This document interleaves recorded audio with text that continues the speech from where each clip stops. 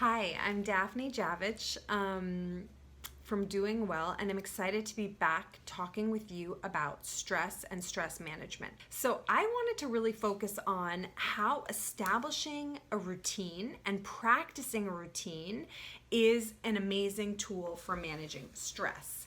And there's a couple reasons. One of the main reasons is that creating a framework and a rhythm helps us have sort of stability within chaos, right? Meaning knowing what's coming next in some ways, even when other things are totally unpredictable, can create kind of an anchor and a grounding that we can fall back on, and so that we're not feeling like, oh my God, everything is crazy. So when I say routine, I'm really talking about habitual, ritualistic actions done day after day after day after day, okay? So these things, like we mentioned, sleep, water, could be something like a breathwork exercise, could be enjoying a green leafy salad every day, could be using a dry skin brush every day, something that is a repetitive action that we do every single day. Some people might be wondering, like, yeah, but I can't sleep 7 to 9 hours every day, or I can't do my dry brush. You can, because it takes 30 seconds, but I understand the sentiment, which is like, it's stressful, okay? Yes, so establishing a routine is wonderful because sometimes the routine goes out the window, and that's absolutely 100% happens to all of us and is totally normal and not a bad thing, right? Sometimes if we're traveling, or if God forbid someone is sick and needs us, or we need to pay a certain level of attention to ourselves, or it's crunch time at work, or our child has colic, or whatever, then the routine is often the first thing to go. But establishing a routine is creating a neural pathway that then is easier to return to, so we can cap that stressful period quicker than if we were just floating randomly through life, all unspecific, right? We don't know what to hold on to. What is there to anchor us, right? Whereas if we have this routine, it's much easier to get back on track and to return to it and to use it as an anchor. And that doesn't mean that we return to our entire routine perfectly, right? It just means, okay, today I think I got my 2 liters in.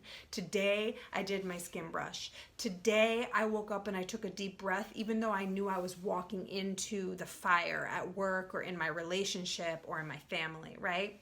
And the last thing I want to touch on about stress, which I'm really working on and noticing a lot in my life, is the concept of cycling through stress by disengaging a little bit in the kind of cell phone analytical heady ways and connecting to activities where I'm present and awake, but not like in this space, right? So for example, what I'm talking about is, it used to be that we would wander the streets and our mind would drift away, right? We would stand in line at the grocery store and we would sort of think, wait for a girlfriend or our pal or whoever at a restaurant or a movie, and our mind would wander, right?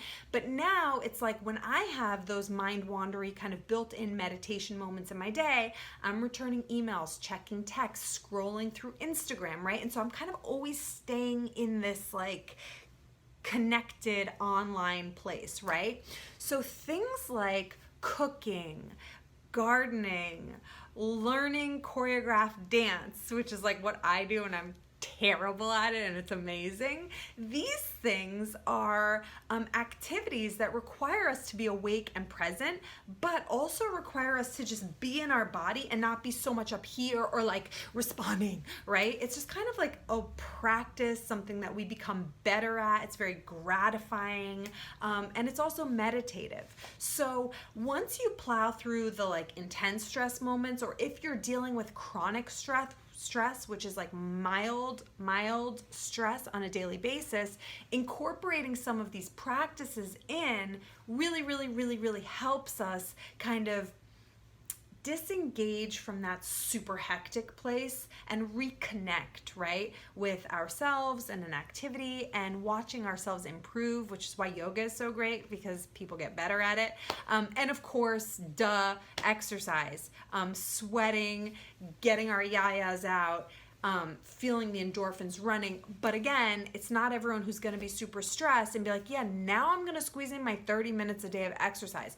Establish these things slowly, consistently, so that when stress strikes, the routine is there to either rely on or to return to. Okay. So wonderful to be with you all, and I will see you again soon.